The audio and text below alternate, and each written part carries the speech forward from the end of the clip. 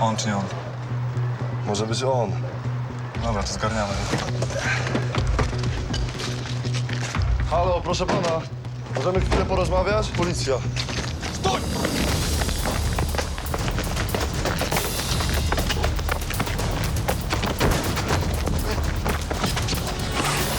Łapy. Puszczaj mnie! Łapy. O co chodzi? Puszczaj go, kur...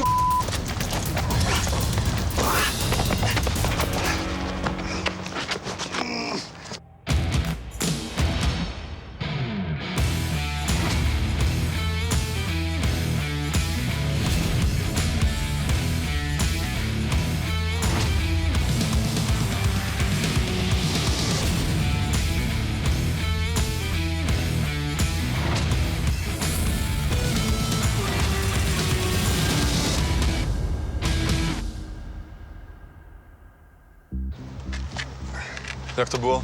Nie wiem, o co chodzi. To może ja ci odświeżę pamięć. Kradzież z włamaniem do mieszkania. Co? Już wiesz, o co chodzi? To jakaś pomyłka. Dobra, ale to nie wszystko. Jesteś oskarżony o udział w grupie przestępczej. Trzeci wygląda na przestępcę? Używasz kradzionego telefonu, więc namierzyliśmy cię po numerze e-mail aparatu. Przecież ja w życiu nigdy nic nie ukradłem. Skąd masz ten telefon? Kupiłem. Od kogo? W Lombardzie. Masz na to jakiś dowód? Musiałem poszukać mieszkania. Mam nadzieję, że nie wyrzuciłem. No to tak by było dla ciebie najlepiej.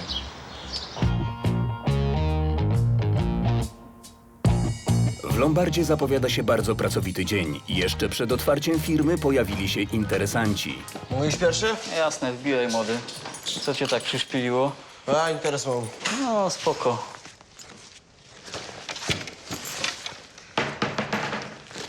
No co tam? Czytnik do e-booków, 200. Zapomnij. No czemu mam zapomnieć? 400 w sklepie kosztuje nowy. 100 ci dam. No 2 potrzebuję. Potrzebujesz góra 150, ale chcesz mieć z czego zejść. No właśnie nie, bo potrzebuję 200. 150 ci dam. Bierzesz czy nie? No pani się zlituje. Przecież i tak dzisiaj przyjdę po ten zastaw. Pani dała spokój młodemu, dobrze mu z oczu patrzy. No dobra. Ale dzisiaj oddajesz 220. No co pani, za dużo. Bierzesz czy nie? Czy idziesz gdzieś indziej? No przecież nie mogę. Dobra. Wiesz. Serio 10%. No pogadamy, jak wrócisz ze szkoły. Teraz to się chyba spieszysz, co? No dobra, do widzenia. Pani dobre serce widzę. No, czasem. Krystek jest nieletni i w sumie nie powinniśmy go obsługiwać, ale lubimy go i czasem przymykamy oko na jego wiek. Jest w porządku i nigdy nie było z nim problemów. Ja mam taki głośnik. Myślę, działa, możemy sprawdzić. 500 w sklepie, 200 chciałem tutaj.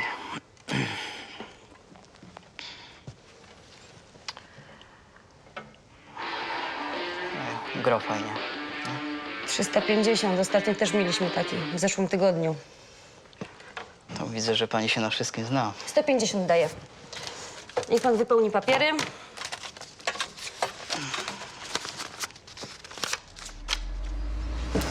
Dawaj pieniądze, dawaj kasę! Ała, złapiesz! Dawaj kasę!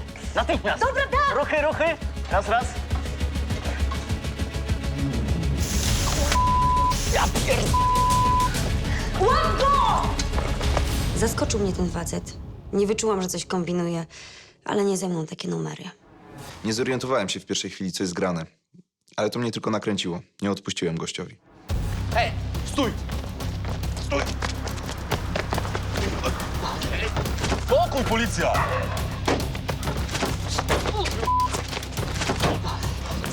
On nie napadł, ratunku, no kur... Facet chciał nas Zaraz wszystko wyjaśnię. Oni mnie ukradli mi głośnik. Weź nie pieprz! Ale widzę, że zjawiłem się w samopole, tak? No chociaż raz się pan przydał. Nie mogłam się powstrzymać. Może i nam pomógł, ale nie lubię tego gliny. To przez niego mam na karku opiekę społeczną.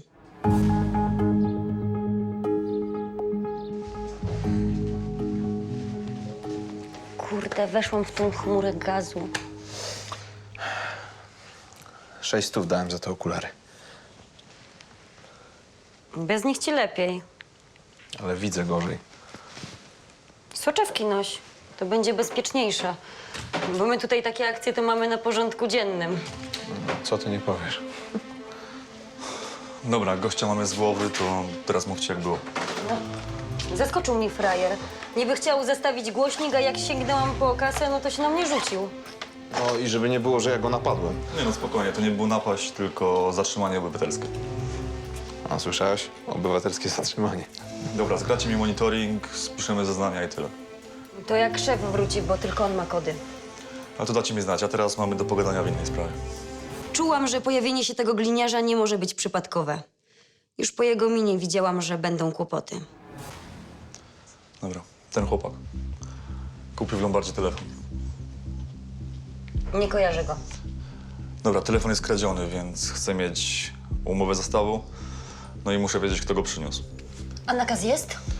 Niech pani nie utrudnia, okej? Nie jest podejrzenie przestępstwa, więc nie potrzebuję żadnego nakazu. Do nasłania na mnie opieki społecznej też nie potrzebował pan żadnego nakazu, prawda?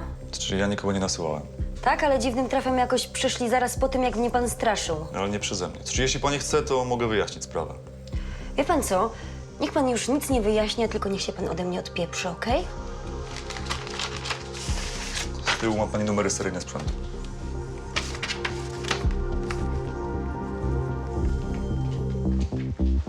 To był jakiś wariacki dzień. Najpierw ten napad, a za chwilę podejrzenie o paserstwo, a do tego to ja zachwalałem ten telefon. Niech to szlak. Przepraszam, bo ja nie rozumiem, jakie przestępstwo? Paserstwo, sprzedaliście kradziony telefon. No dobrze, ale skąd mogliśmy wiedzieć? Znikąd, to chyba ryzyko zawodowe.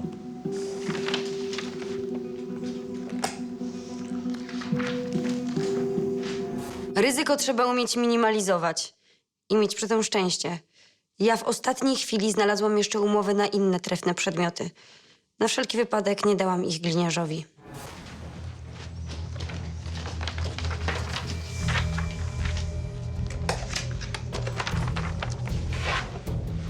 I co, tylko ten telefon? Tylko to. I co, tak szybko pani sprawdziła? Mam dobrą pamięć. To dziwne, bo przed chwilą nawet nie kojarzyła pani telefonu. No ale sobie przypomniałam. Dobra, a kolega coś wie? On nic nie wie, jest tutaj nowy. Nic więcej nie ma.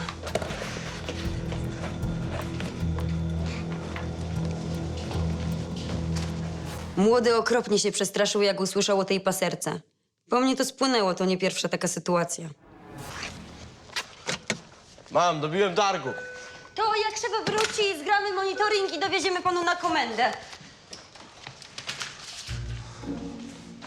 Ile ty masz lat, żeby przychodzić do Lombardu? To jakiś zakaz jest? Za co te 200? Chciał kupić używaną komórkę, ale nie miał wystarczającej kwoty, więc odesłałam go. Dobra, przestańcie ściemniać. Tak było. Jakiego targu dobiłeś? Z mamą dobiłem taki targ, że będę sprzątał w pokoju, ona da mi 5 dych na tą komórkę, no i się zgodziło. To się nisko cenisz. No, u pana tam nawet za 1000 nie pracował. Dobra, nie bądź taki cwany. Dowód mi pokaż albo legitymację. Nie posiadam. Krystian Zawieślak, co jeszcze? Na razie wystarczy, zawiśla. Żebym cię tu nie widział więcej. Młody, ty myślisz czasem, a nie tylko o kasie. Skąd miałem wiedzieć, że to psiarz? Psia mać. Przepraszam. Ten smark nas prawie wsypał. Mogliśmy mieć przez niego jeszcze większe kłopoty. Ale i tak jestem pewna, że gliniarz nie odpuści i będzie węszył. Zarzuty dla podejrzanego chłopaka nie potwierdziły się. Policjant musiał go wypuścić. Mówiłem ci, że jestem niewinny. Nie możemy każdemu wierzyć na słowo. Narobiliście mi tyle wstydu. Potraktowaliście mnie jak gangstera. Wszyscy sąsiedzi widzieli. Jak pan chce, może pan złożyć skargę. A co z moim telefonem? Przecież kupiłem go legalnie.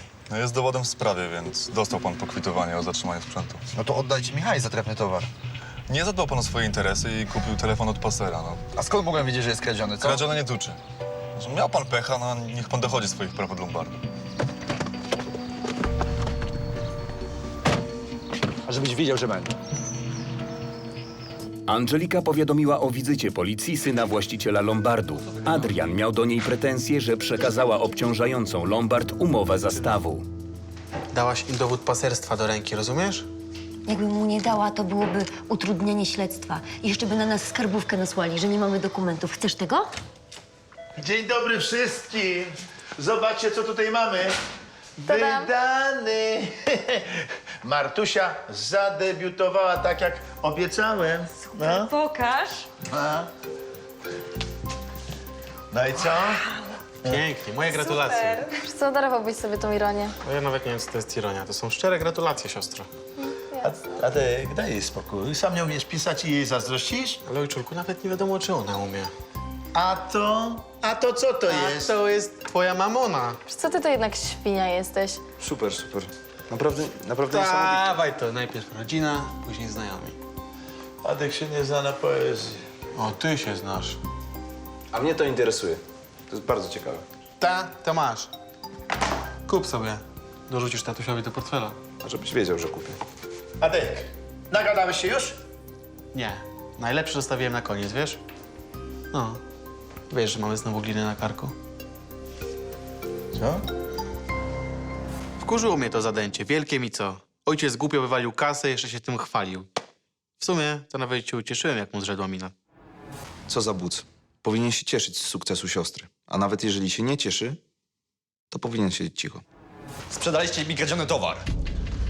Może najpierw dzień dobry, a potem dopiero pretensje, co? Ty mi go sprzedałeś. Dobra, znamy sprawę. My też zostaliśmy oszukani, nic nie poradzimy. Dobra, dobra. Tu mam pokwitowanie z policji. Macie mi oddać moje pieniądze. A po przerwie Lolek zostaje wplątany w przestępstwo. Nie, dlaczego ja to mam wynosić? Kto opchnął telefon? Ja nie wiedziałem, że on jest kradziony. Tak siak czy owak, musisz to wynieść. Masz okazję ubrudzić sobie rączki. Do boju, żołnierzu. Karol w tajemnicy przed pracownikami Lombardu pomaga oszukanemu klientowi Marcinowi. Ty, co ty robisz? Nic, uczę się. Czego ty się uczysz? Listy klientów? Nie, w sensie ogarniam co i jak, tak? Jakbym, wiesz, miał sam zostać w Lombardzie, żebym wiedział, nie? Marcin udaje się pod adres złodzieja, by samemu odzyskać pieniądze za trefny telefon. Dobra, nie udawaj, widzę, że kłamiesz. Co tu robisz i skąd masz adres? Podejrzewałem w Lombardzie. Chcę odzyskać kasę, ale widzę, że na policję nie mogę polegać. Dobra, to lepiej sobie odpuść, bo chyba nie masz zielonego pojęcia, kim jest Andrzej. Bo przez niego straciłem telefon i kasę. Andrzej to jest niebezpieczny kryminalista i co, warto ryzykować dla tych paru złotych? 500 to dla mnie kupa kasy.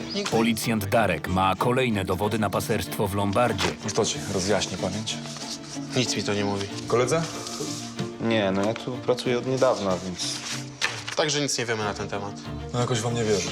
Adrian jest wściekły na Lolka. Ty jesteś debilem. Jak mu udowodnią, że to on ukradł? Nie udowodnią. Dlaczego? Dlatego, że papiery na to są w śmietniku, rozumiesz? Geniuszu? I jeszcze jedno. Grasz po złej stronie barykady.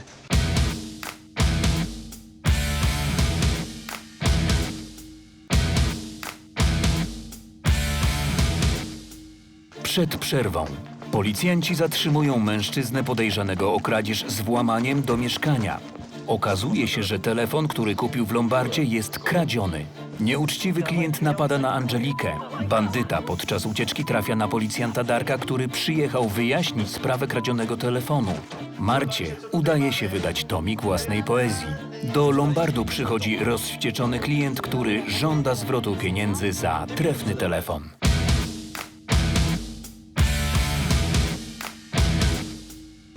Tu mam pokwitowanie z policji. Macie mi oddać moje pieniądze.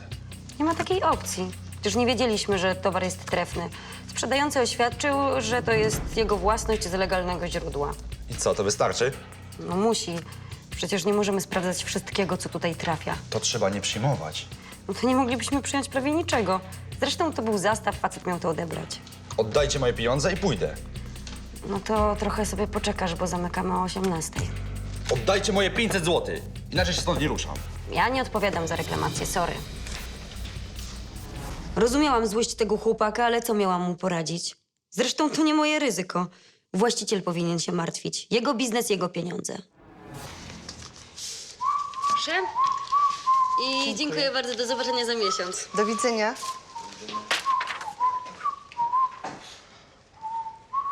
Ej, przeszkadzasz nam w pracy. Oddajcie moje pieniądze, to sobie pójdę. Dobra, zrobimy inaczej.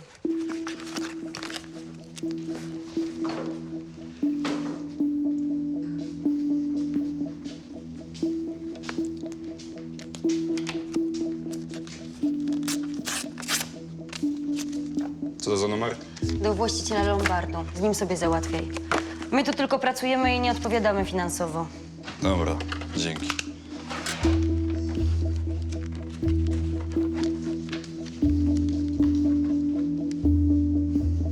Nikt nie odbiera. Szef jest zalatany, trzeba próbować. Ale nie tutaj, bo tutaj się pracuje. A kiedy szef będzie w Lombardzie? Dzisiaj już był. Nie wiem, może jutro. Dobrze, że Angelika dała numer do pana Kazimierza. To jest facet z zasadami. Wiedziałem, że chłopak odzyska pieniądze. Bardzo mi na tym zależało, bo miałem wyrzuty sumienia, bo to ja mu zachwalałem ten telefon. Siemanka, Angelina.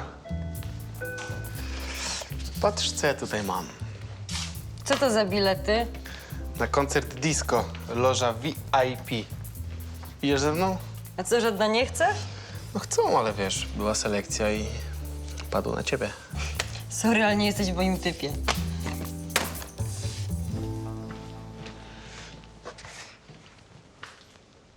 A ty co, młody, wiosny wypatrujesz? Co? Nie, tego chłopaka, co mu sprzedaliśmy trefny telefon. Był tutaj z pretensjami. Super, niech spada. Adek, czy ty zawsze musisz tak wszystkich olewać? Gość ma kłopoty, powinniśmy mu pomóc. Już mu pomogliśmy. Dostał numer do szefa. No i git. Teraz może dzwonić do usranej śmierci. No.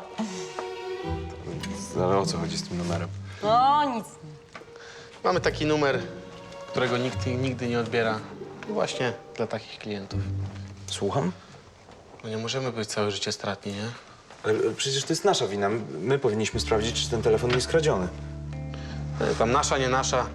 Młody przyszedł, myślał, że za 500 będzie miał nowy telefonik. Troszkę się przeliczył i teraz robi jakiś raban. Adek, 500 zł to jest kupa forsy. To było zwykłe oszustwo. No i wiedziałem, że facet wróci z pretensjami. I do kogo? Do mnie. A dlaczego? Bo to ja mu zachwalałem ten telefon. Lolek jest zupełnie nieżyciowy. Jakbyśmy oddali kasę, to byśmy byli w plecy, a i tak już mieliśmy problemy z prawem. Każdy pilnuje swojego interesu i tyle w temacie. Angela, gdzie ja to mam? Co ty robisz? To są fanty od tego gościa, co zastawił telefon. Zostaw mnie gołymi rękami. Pozostawisz odciski palców. Trzeba to dokładnie wytrzeć. Co ty chcesz powiedzieć, że my mamy więcej kradzionych rzeczy? No tak wyszło.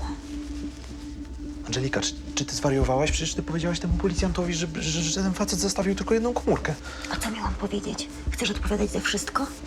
Trzeba się tego jak najszybciej pozbyć. Jak? No a jak wyrzucić? No chyba raczej oddać policji, tak? Przecież oni prowadzą śledztwo. I co im powiesz? Sorki, ale was okłamaliśmy? Nie no, raczej sorki, ale facet jednak zostawił więcej rzeczy. Stary, to jest paserstwo. Świadome czynienie jest karalne. Trzeba to wyrzucić. A pieniądze, tak? Przecież stracimy kasę. Ale odpowiedzialność będzie mniejsza. To jest ryzyko zawodowe. W takich sytuacjach najlepiej umywać ręce i udawać, że nic ci nie stało. Nawet jak cię złapią za rękę, to mów, że nie twoja. Inaczej zawsze dostaniesz po dupie. No i jak tam? Już?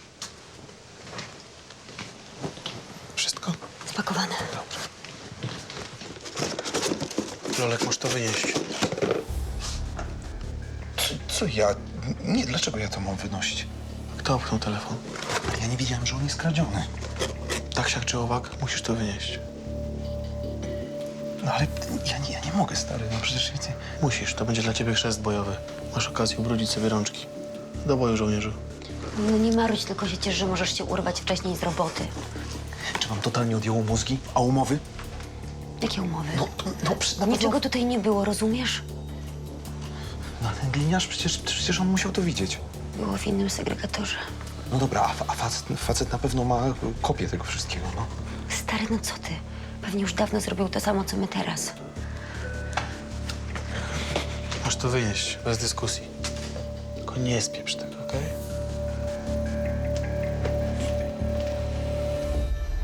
Byłem sparaliżowany ze strachu. Czułem się normalnie, jakbym trzymał tykającą bombę. No i do tego miałem wrażenie, że Adek mnie wrabia. Pracownikom Lombardu nie udało się spławić właściciela kradzionego telefonu. Wrócił i był wściekły. Ten was właściciel w ogóle nie odbiera. Co jest nie tak z tym numerem? Pokaż to. Numer się zgadza, musisz próbować. Sami czasem mamy problem, żeby się dodzwonić. Nic nie poradzimy. Jesteście zwykłymi oszustami. Was też do sądu pozwę. My też zostaliśmy oszukani, tak samo jak ty. Tak, tylko że wy na tym oszuście zarobiliście. Ja straciłem. No, działamy zgodnie z prawem. To jest jakiś obłęd. Kupuję w legalnym sklepie nielegalny telefon. To nie ja złamałem prawo. Co mam ci powiedzieć? Przyjacielu, tak jest życie niestety. Sorry. I co, tylko ja mam być na tym stratny? Bo takie macie zasady? Niech cię pan próbuje dodzwonić do właściciela. My nie jesteśmy decyzyjni. Pomóc panu w czymś? Ja pier... Motorynkę dla chrześciaka bym chciał kupić. Koleś się urwał z choinki. Kupił wypasioną komórkę za ćwierć ceny i to było jego ryzyko. Chciał się wycwanić, jak później miał pretensje. Ale jak to mówią, chytry traci 2 razy. Karol ma się pozbyć kradzionego towaru, który nieuczciwy klient przyniósł wcześniej do lombardu. Chłopak boi się, że wpadnie.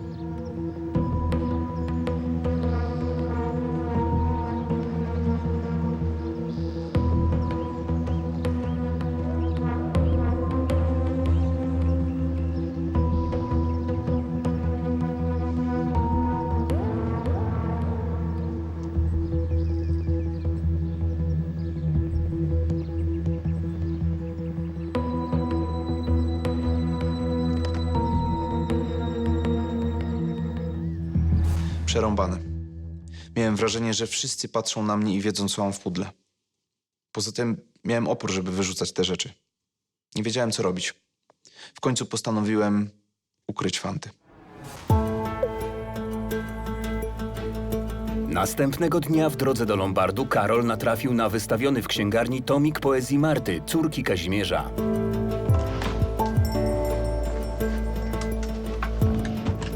Kupiłem wiersze Marty. Poprzedniego dnia nie miałem czasu, żeby je poczytać, ale w przeciwieństwie do Adka byłem ciekaw, jak pisze jego siostra.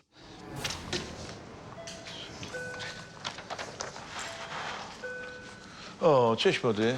Dzień dobry. Pozbyłeś się towaru? No, częściowo. Gdzie? Porozrzucałem po śmietnikach. Trzeba było wszystko wywalić. Pozbądź się tego, bo to niebezpieczne. I nie żałuj, trudno. Ja wiem. Dobro lombardu najważniejsze. O, właśnie. Lombardu i twoje własne. A to skąd masz? Marta wczoraj zostawiła? A nie, kupiłem. A tobie podobają się Marty wiersze? Przeczytałem parę pierwszych i całkiem fajne. Ty to się potrafisz podlizać szefowi. Z ciekawości kupiłem. Ja naprawdę byłem ciekaw, jak pisze ta dziewczyna. Oczywiście Adek zawsze szuka dziury w całym. Co bym nie powiedział, i tak jest źle.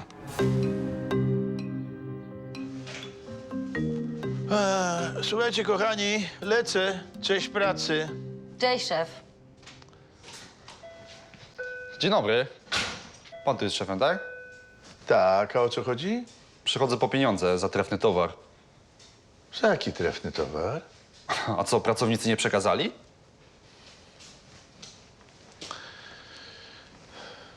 Pan pozwoli za mną.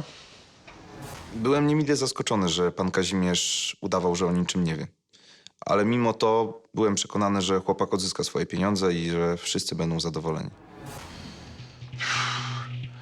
Nie mogę panu zapłacić. Ale to tylko 5 stówek. No to czemu pan nie odpuści, skoro to tylko tyle? Bo to moja kasa. Dlaczego miałbym odpuścić? Pan by odpuścił? Proszę pana, powiem tak. Kupił pan okazyjnie telefon niewiadomego pochodzenia, a zachowuje się pan, jakby kupił nowy. No i co z tego, że okazyjnie? To wy tu macie same okazje. Ale niektóre z nich są ryzykowne. I każdy, kto tutaj przychodzi, wie o tym. Ja na przykład nie wiedziałem. No to trzeba było pójść do sklepu ze sprzętem i kupić sobie nowy, prosty telefon, ale pan zaryzykował i kupił tanio wypasiony model. Czyli pan wie, że tutaj są kradzione rzeczy, tak? Proszę pana, jakbym wiedział, że coś jest kradzione, to nie przyjmuję. Ale czasami i mnie ktoś oszuka. Tylko że tym razem to ja jestem stratny, nie pan. Policja oskarży mnie o paserstwo i będę musiał udowodnić, że też jestem ofiarą i że działałem w dobrej wierze. Zarobić pan chciał i tyle. No, tak jak pan. I dlatego się spotkaliśmy. Niech mi pan odda moje pieniądze, inaczej pójdę do sądu. Spokojnie. Dobrze, zróbmy tak. Poczekajmy na wynik śledztwa. To może trwać latami. Nie dam się wykiwać. Idę do sądu. 500 zł to może nie jest jakiś wielki majątek, no ale nie mogłem dać kasy temu chłopakowi, bo jakby się rozniosło, to wszyscy by tak przychodzili, a ja i tak miałem kłopoty. Zdesperowany chłopak nie zamierzał odpuszczać i gdy nic nie wskórał u właściciela lombardu, postanowił nacisnąć Karola. Nie, stary, musisz mi pomóc. Nic nie skórałem.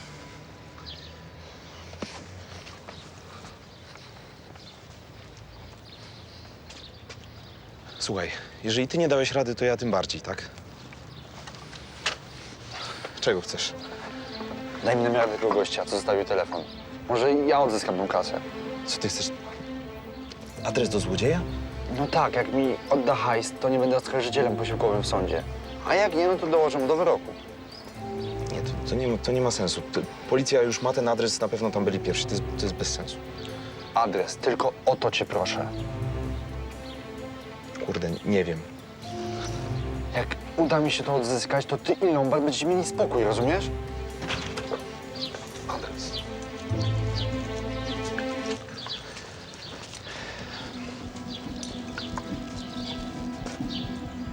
O czym rozmawialiście? O niczym. No to był ten chłopak, co chciał te pieniądze za tę kradzioną komórkę. Młody, uważaj, żebyś mi nie pogrywał. Nie gryzie się ręki, która cię karmi. Chciałem pomóc, a w nagrodę miałem same problemy. Bałem się, że szef mnie wyleje. Po co mu pracownik, któremu nie ufa? No ale nie umiałem olać tego chłopaka.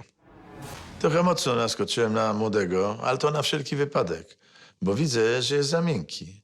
Musi się bardziej pilnować dla własnego dobra. Mimo ostrzeżeń, Karol nie chciał zostawić poszkodowanego chłopaka bez pomocy. W tajemnicy przed innymi pracownikami lombardu postanowił zdobyć adres człowieka, który zastawił skradziony telefon. Ty, co ty robisz? Nic, uczę się. Czego ty się uczysz? Listy klientów? Nie, w sensie ogarniam co i jak, tak? Jakbym, wiesz, miał sam zostać w lombardzie, żebym wiedział, nie? No dobra, jakbyś czegoś potrzebował, to wiesz, gdzie mnie znaleźć? Jasne. To fajnie.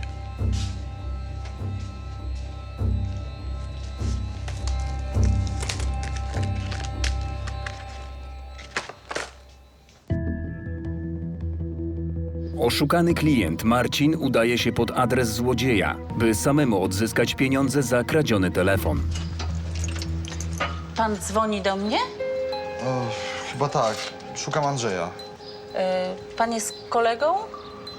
Mam dla niego pieniądze. Pani jest jego mamą? Mogę przekazać pieniądze.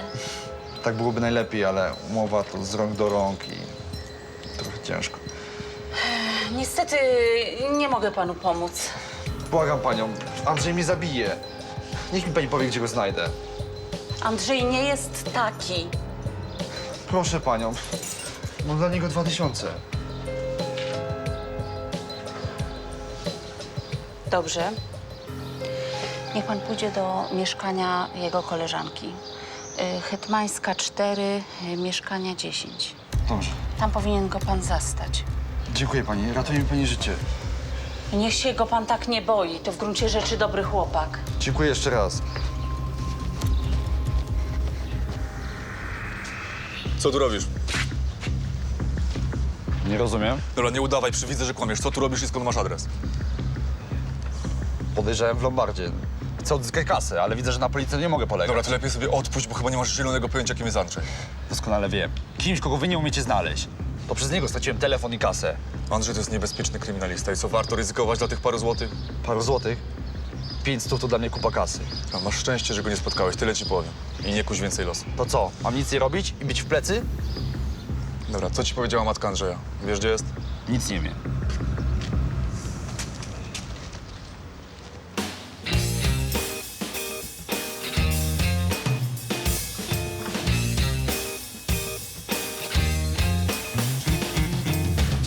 Widzę, że cię oczy rozbolały od twórczości mojej siostrzyczki. Nie, Po prostu mam soczewki po tej wczorajszej bijatyce. Andzia opowiadała. Podobno walczyłeś jak lew. No ale okulary poszły. No trzeba było zdjąć. Nie było czasu. Wiesz, miałem kiedyś takiego koleżkę. Totalny killer. Też nosił okulary, ale jak je ściągał, to było wiadomo, że będzie dym. Nie wiem, czy zauważyłeś, ale ja taki nie jestem. No wiesz, może się jeszcze rozkręcisz. Może. No i co? Fajne te wypociny mojej siostry? Trochę szacunku do czyjejś pracy, tak? Stary, jakiej pracy? Co to jest za praca? Ty myślisz, że łatwo jest napisać tyle wierszy? No co to za filozofia? Poza tym, kto to będzie czytał? No, proszę. Może na przykład ja. Lala, to faktycznie było warto. Adek, wytłumacz mi, dlaczego ty się jej tak czepiasz, co? Dlaczego? Dlatego, że ojciec w nią kupę szmalu zainwestował, rozumiesz? Dlatego.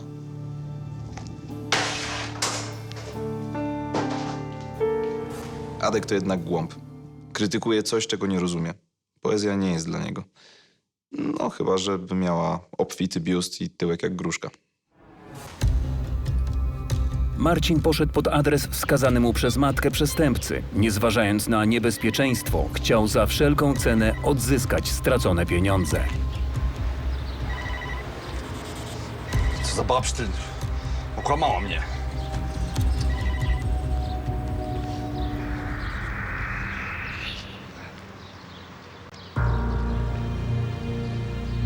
Te, Jajko!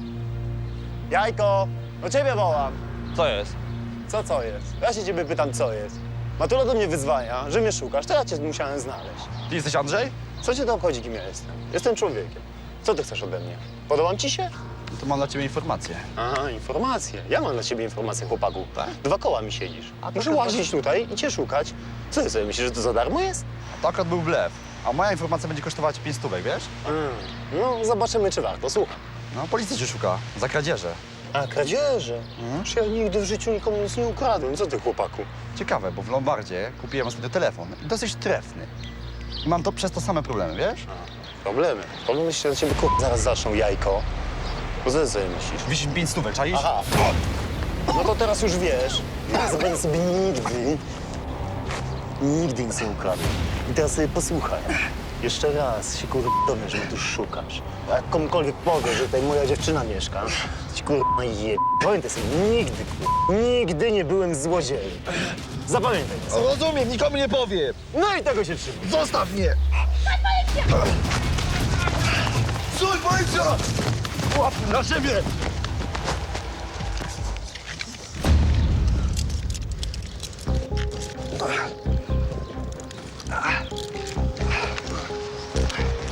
Powiedzcie, może to nie ja go wsypałem. Nie sądzę, żeby ci uwierzył. I co, młody, warto było szukać?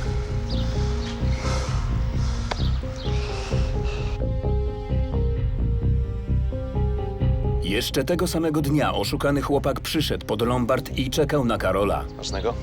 Dziękujemy. O, cześć. Co ci się stało? Nic.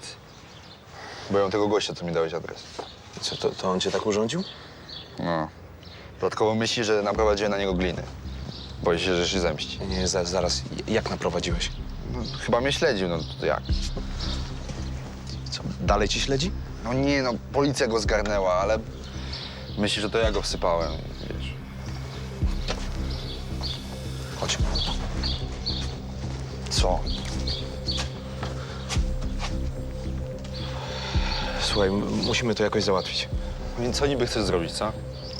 Musimy znaleźć na gościa tyle dowodów, żeby nigdy nie wyszedł z pierdla. Widzisz to? Ja go dalej się boję, no. Słuchaj, mleko już się rozlało, tak? Spokojnie, ja mam pomysł, jak się zemścić. Odbiło ci? Ja już nie chcę żadnych kłopotów. Nie będziesz miał żadnych kłopotów, spokojnie. On kiedyś wyjdzie z pierdla. Nawet jak wyjdzie z pierdla, to nie powiąże tego z tobą, tak? Mówisz tak, bo niczym nie ryzykujesz. Słuchaj, będzie dobrze, zaufaj mi. Co niby chcesz zrobić, co?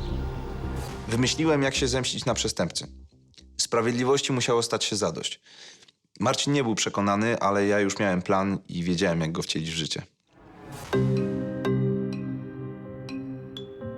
Następnego dnia Karol był od samego rana podminowany. Nie był pewien, czy jego plan dochodzenia sprawiedliwości się powiódł. Siemanko, zobacz jaki pierścionek fajny. No. No, co ty taki sztywny jesteś? Co ja? No widzę przecież, że jesteś sztywny, no. Co z tym pierścionkiem? Nic, przyda mi się. No co, zaręczyny? Nie, ale mam komu dać. Kim jest ta szczęściara? Nie twoja liga, ziomeczku, ale nie mów nic Angeli, okej? Co, Angelice chcesz dać? Nie, ale ona ma te swoje koleżanki, jeszcze tutaj przyjdą, będą mnie męczyć. Luźno, nikomu nie powiem.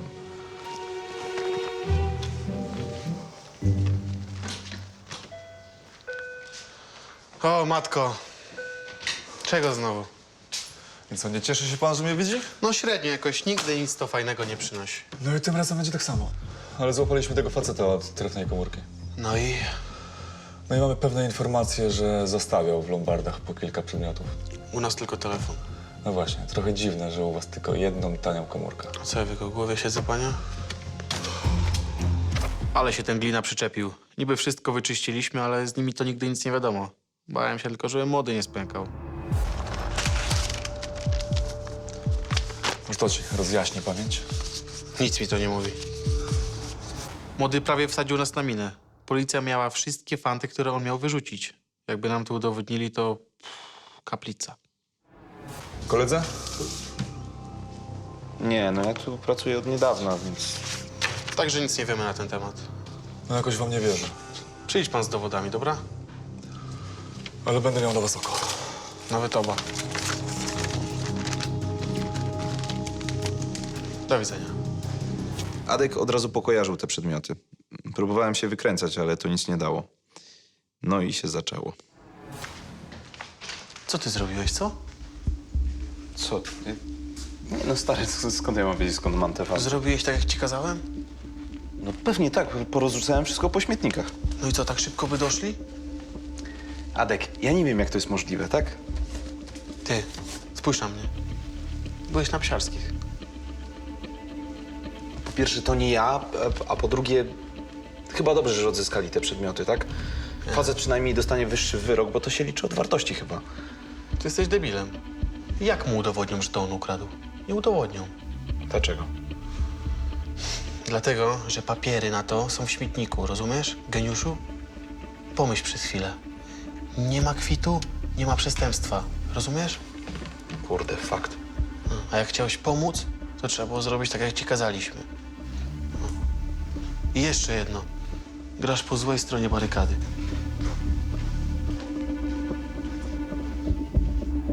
Nic nie mogli nam udowodnić. Nie mieli ani umów, ani odcisków palców. A skradzione przedmioty mogły wrócić do właścicieli. W sumie nie tak to wymyśliłem, ale i tak wyszło okej. A tak wyluzuj. A co wyluzuj? Co wyluzuj? Na młodym normalnie polegać nie można. Adek, przeżywasz jak stonka wykopki, tak? Nic się nie stało. Nic się nie stało? Powierzyłem ci zadanie i ty dałeś dupy.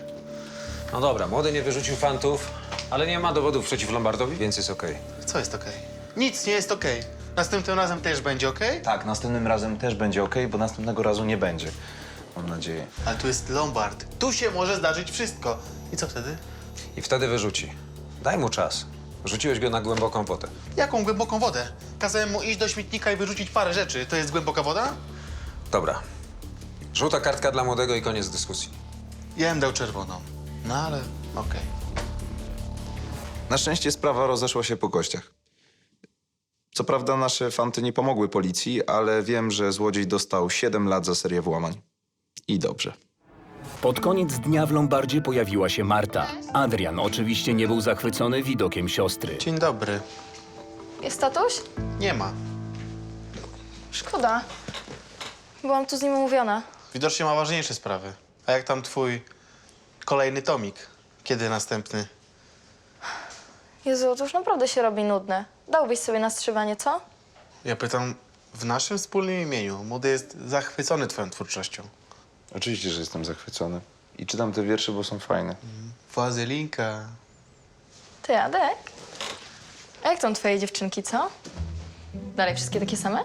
No wiesz, nie mogę narzekać. Nie? No bo słyszałam, że ostatnio miałeś jakieś problemy.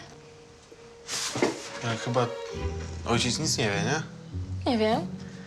Mogę go zapytać, jak wróci. Czy coś wie, czy nie wie? Nie wtykaj nosa w nie swoje sprawy, siostrzyczko. Oj, biedaku. Znalazłbyś sobie dziewczynę, która lubi wiersze, a nie twoją kasę. Może lepiej byś na tym wyszedł. Na razie. Ale ci pojechała? Młody, a ty co tak stoisz jak te widły w gnoju? Bujaj wroty do roboty. A żebyś wiedział, że zabujam. No, sio. Marta nieźle ustawiła Adka. Zaświtała mi wtedy w głowie pewna myśl. Zadziałałem trochę pod wpływem impulsu. Trochę na przekór Adkowi, ale myślę, że i tak wyszło fajnie. Hej! Dasz mi swój autograf? Słucham? Czy mogę twój autograf? No, jesteś jedyną znaną mi poetką, która doczekała się publikacji, więc... Adek cię tu przysłał, tak? Robicie sobie ze mnie jaja? Nie, naprawdę chcę twój autograf. Po co ci? No, bo cię znam. Znaczy, nie znam, ale... Po prostu mam twój tomik, chciałbym mieć z podpisem. No, naprawdę nie wkręcam cię. No, mam wielu znajomych, paru znajomych, którzy piszą i nikt jeszcze nic nie opublikował. No, jesteś pierwsza. No dobra.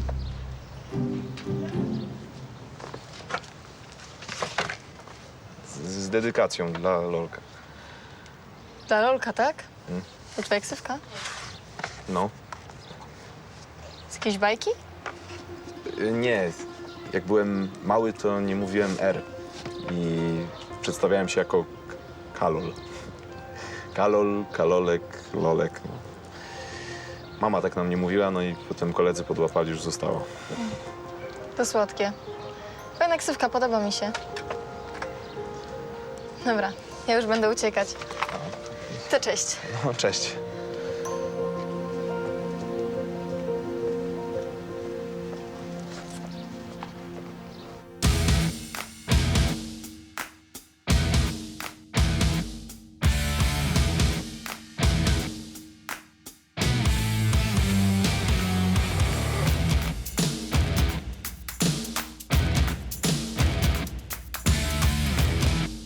A w następnym odcinku Adrian interweniuje w bójce, by obronić ojca. Panu tak samo jest, do mnie wyskoczenie do mojego ojca.